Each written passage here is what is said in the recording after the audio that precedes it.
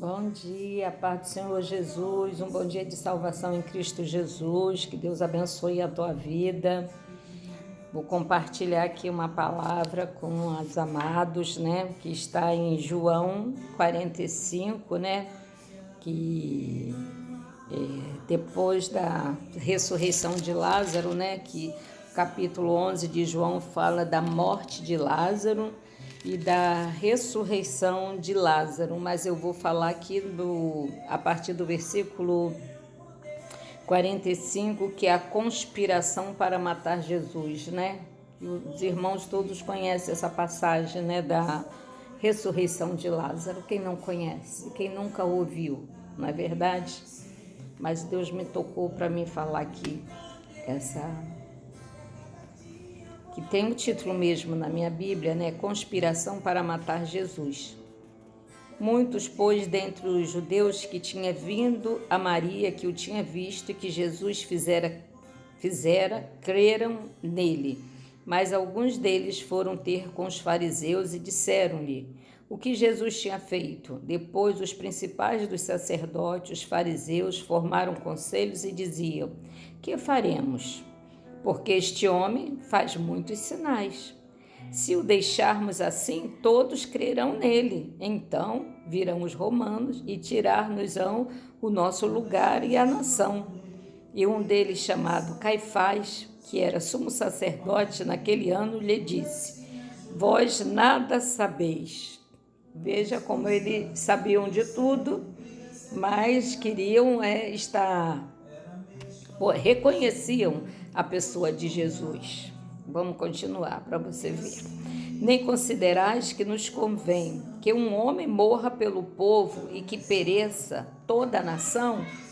Ora, ele não disse isto de si mesmo, mas, sendo sumo sacerdote naquele ano, profetizou que Jesus devia morrer pela nação.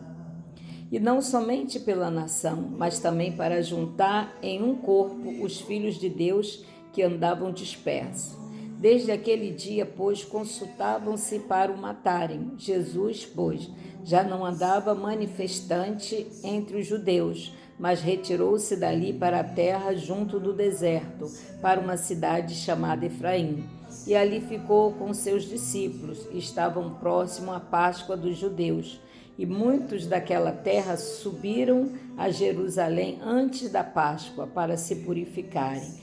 Buscavam, pois, a Jesus e diziam uns aos outros: estando no templo, que vos parece? Não virá a festa? Ora, os principais dos sacerdotes e os fariseus tinham dado ordem para que, se alguém soubesse onde ele estava, o denunciassem para o prenderem. Louvado seja o nome do Senhor Jesus, né? A demora aqui, essa palavra aqui é resumida, o capítulo 11, né? Porque Jesus, né? Muitos questionam quando a palavra, né? Porque Jesus demorou tanto para vir a Betânia? Porque Jesus sabia que Lázaro estava morto, né? E que ele ia morrer. Se quando procuraram Jesus, diz que ele estava doente, mas Jesus sabia que Lázaro ia morrer. Mas havia um propósito naquela demora, porque tudo que acontece na nossa vida há um propósito. Muitas vezes nós não entendemos o propósito do Senhor na nossa vida, né? Nós queremos questionar e muitas vezes perguntar por quê, mas nós não buscamos entender que há um tempo determinado para todas as coisas entre os céus e a terra, e o tempo pertence ao nosso Deus, pertence ao Senhor, porque Ele sabe da nossa capacidade de receber qualquer situação e qualquer notícia. O Jó, quando recebeu a notícia que os filhos deles tinham morrido, ele disse: bendito seja o nome do Senhor. Ele não murmurou, né? Quando o Satanás, né, tocou na sua vida, ele também não murmurou contra Deus, perdeu seus bens, perdeu seus filhos, a sua casa, perdeu tudo, mas ele continuou. Bendito seja o nome do Senhor, bendito seja o nome do Senhor, aquele Deus que ele cria e confiava, e ele continuou ali na obediência, louvando ao Senhor, né? Mesmo na dor, né? Então aqui foi premeditado e proposital. Jesus estava para ser crucificado e antes de morrer queria deixar uma prova irrefutável de sua origem divina, né? Uma prova assim que não tivesse como questionar, deixar dúvida em ninguém da sua origem divina. E a esperança de uma vida eterna, né? Porque em João 3,16 diz, né, que eu lhe deu a vida por nós. Que Deus deu o seu Filho unigênito, né, para nos salvar, para nos libertar. Quando Jesus chegou a Betânia, já havia se passado 4 dias que Lázaro estava morto. Tempo suficiente para o seu corpo estar entrando em estado de decomposição, né? E então se tornaria um milagre incontestável. Não tinham como discutir, como negar, né, a soberania, o poder de Deus, porque o corpo já estava, né? Já estava em condição de putrefação, já estava, né, falência múltipla dos órgãos, já estavam, né, já estava fedendo, assim disse Maria, né, que já tem 4 dias, já está fedendo. A ressurreição é uma doutrina que fazia parte da teologia judaica, embora eles não compreendessem bem como e quando isso ocorreria, e muitos deles até mesmo chegassem a negar.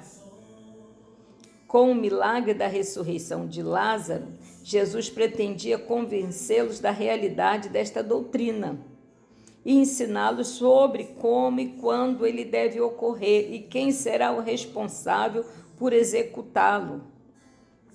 Né? Quando o filho da viúva, né, ali não fala quantos dias, né, com certeza tinha 12 horas ou 24 horas, né, e eu enterrar o corpo. E o Jesus tocou no esquife e aquele moço, né, reviveu, se levantou.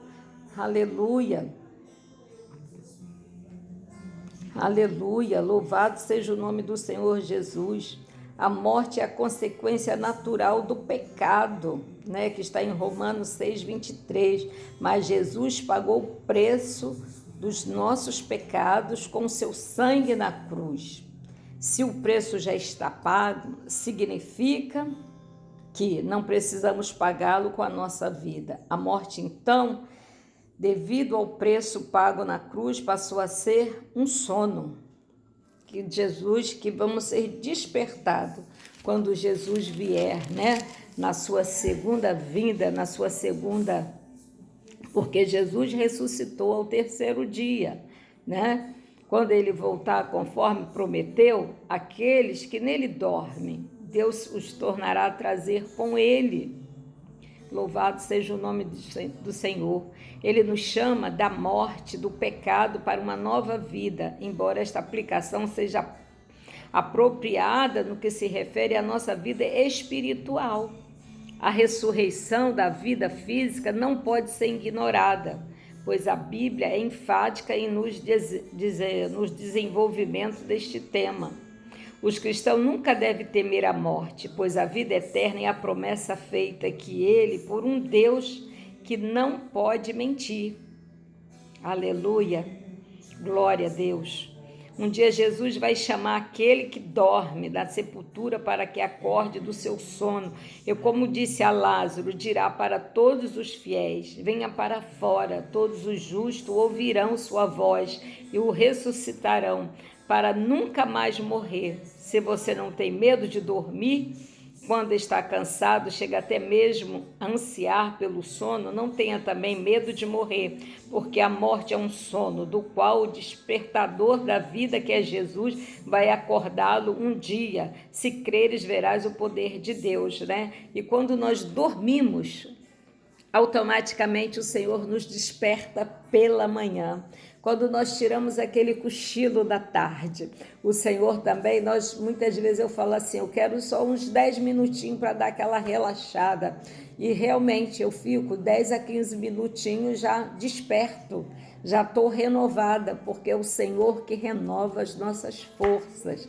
É o Senhor que nos chama pelo nome, é o Senhor que nos capacita para uma grande obra. E a obra é essa, é você compartilhar aquilo que você tem aprendido, aquilo que você tem vivido, né, com o seu próximo, para que eles tenham a mesma vida, que eles venham adquirir a mesma fé, que eles venham despertar do sono da indolência, né? Porque muitos estão cegos, né? Igual ele disse para Isaías, que ia levar ele, né, a um povo, né, que estava surdo e cego e mudo, que não viam, não falavam, não ouvia e não via, né? Então, assim, Jesus tem nos enviado através desse veículo de comunicação, tem nos enviado através do nosso próximo, porque a gente não sabe quando é o nosso próximo, porque o próximo ele sempre se aproxima de nós, porque Jesus o traz. E ele mesmo, por si, ele abre a boca e você já começa a ministrar ali na vida dele, né? Para a glória de Deus, porque esse é o nosso Deus, Deus é fiel, nós não sabemos nada. Na verdade, nós não sabemos nem orar, né? Mas é o Espírito Santo que intercede por nós, com gemidos inexprimíveis, né? E assim eu agradeço ao Senhor, né? Por esta palavra, por este dia e por tudo que Ele tem me proporcionado, né? E por tudo que Ele me proporcionará, né? Porque Ele é fiel para cumprir com as suas promessas. Ele não é filho do homem para que minta, para que não cumpra com a sua palavra. E eu creio. Creia também, meu irmão. Creia em Deus. Creia em Jesus Cristo, né? Que nos chamou pelo nome, que nos deu a vida, que soprou o fôlego em nossas narinas e nos colocou de pé e nos preparou e nos capacitou, porque nós vivemos numa guerra espiritual, numa batalha, mas Ele é o general da guerra, o general de batalha, e Ele está sempre conosco. Amém? Ele vai à frente, lutando as nossas guerras, nossas batalhas. Nós só vamos seguindo, ficando firme, alicerçado e caminhando. Amém?